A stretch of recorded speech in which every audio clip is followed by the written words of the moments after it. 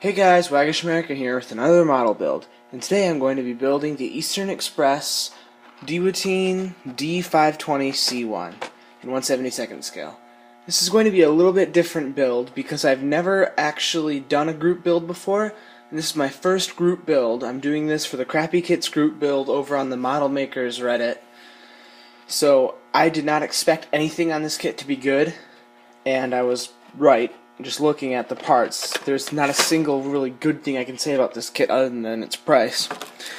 Right off the bat, these decals do not come in a Ziploc bag. That's added by me, so I can bleach them later.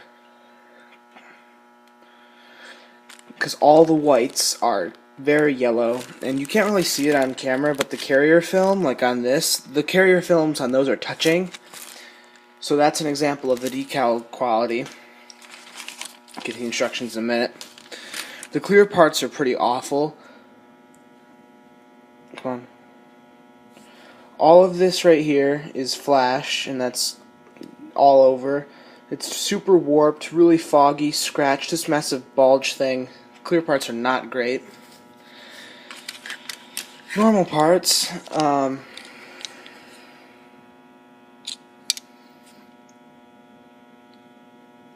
They have very not great, it's not crisp at all, raised detail, and even annoying raised detail, like this little circle right there is not a panel line. I think it's where you're supposed to put the insignia, but why?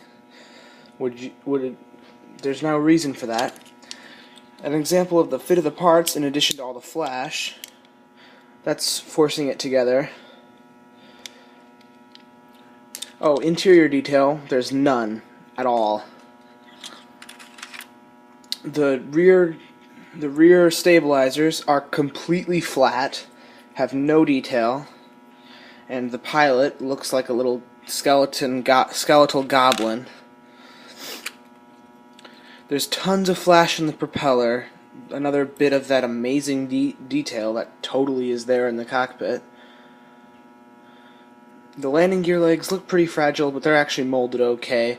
This part is the sketchiest looking thing as far as like just assembly goes.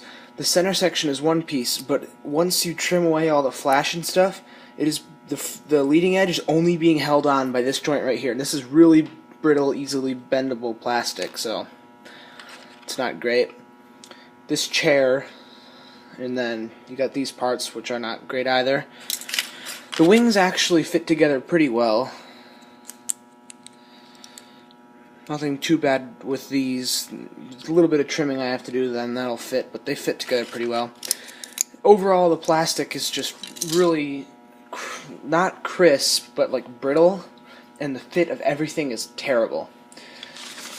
A good indicator of kit quality is often the instructions, and a good indicator of kits being terrible can also be the instructions, which is reflected here. There's basically no detail, which, I mean, there's not a whole lot of detail in the kit itself, so there's not much for them to represent, but this is probably the worst part. There is not a paint or decal guide anywhere in here. This is the closest thing they give you to a paint and decal guide. One, like, black and white weathered picture, like an artist's drawing in black and white. Those are two different colors there, you can't tell though. And a list of the names of colors, but no indication as to which ones go where. So I am going to do certain things. This is also my first airbrush build, so that'll be interesting. I'm doing a couple things to make this better. I'm planning on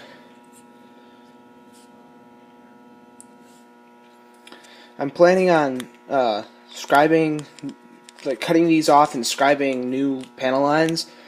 I've never really done that before and have it come out good, so that'll be something I'm going to practice.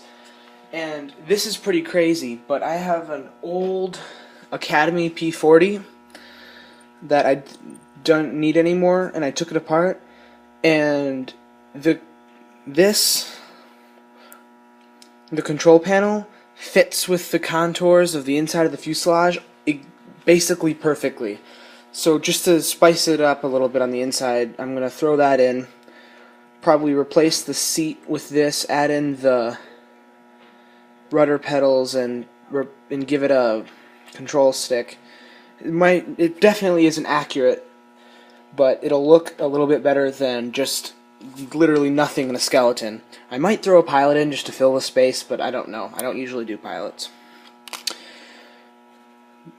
Well, with that, let's get started. I started off the build by cutting off all the flash and miscast parts that were kind of hanging off and keeping it from looking good. There were a lot of injector pin details that also had to be cut off. For the interior of the cockpit, I ended up using the seat back from the P40. I cut that off. Then the dark gray thing you can see, I have no idea what it is. It's just like a cushiony thing I found. I stole the rudder pedals from the P40. After painting the majority of the cockpit, I painted the detailed parts and assembled. The control panel was then painted flat black. I tried another new thing on this build. I had never done seat belts out of masking tape, so that's what you see me doing. I cut the masking tape into thin strips and then applied it to the seat.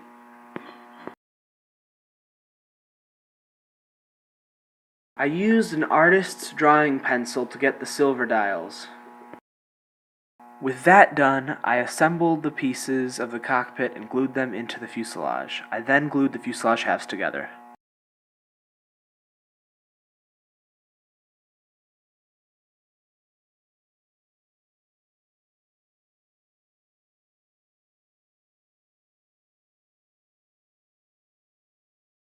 Next, I assembled the wings. The fit wasn't very good, and I had to trim off the locator pins on the outside of each wing.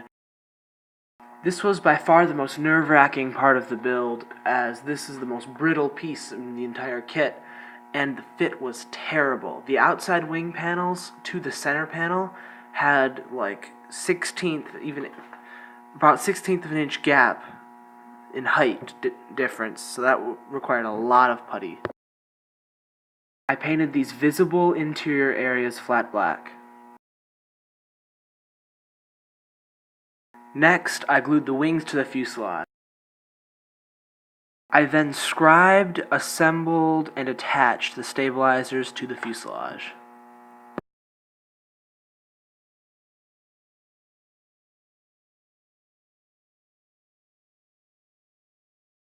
Next, using superglue, I attached the ailerons and elevators to the airplane.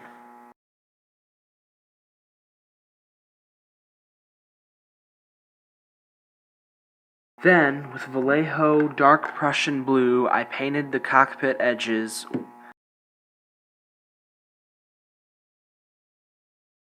After masking the canopy, I glued it with PVA glue to the fuselage. Once I had sanded the putty down, I got out my airbrush and began spraying. However, masking between different colors, I noticed that the paint pulled up. I removed all the paint, and this time I used primer. Then I sprayed flat white on the nose and tail. Then I sprayed several layers of thin, flat yellow. I cut masking tape into thin strips and used it to mask off the lines. Once the nose and tail were masked, I sprayed a couple coats of flat red and removed the masking tape. The result, I think, is very nice. Everything about this kit was awful, which was great for the group build, so I can't really complain about it, because I knew it was going to be bad going into it. I had a lot of fun building this one, and I had a lot of fun doing the group build, and the airbrush is amazing. I can't believe it took me so long to get one.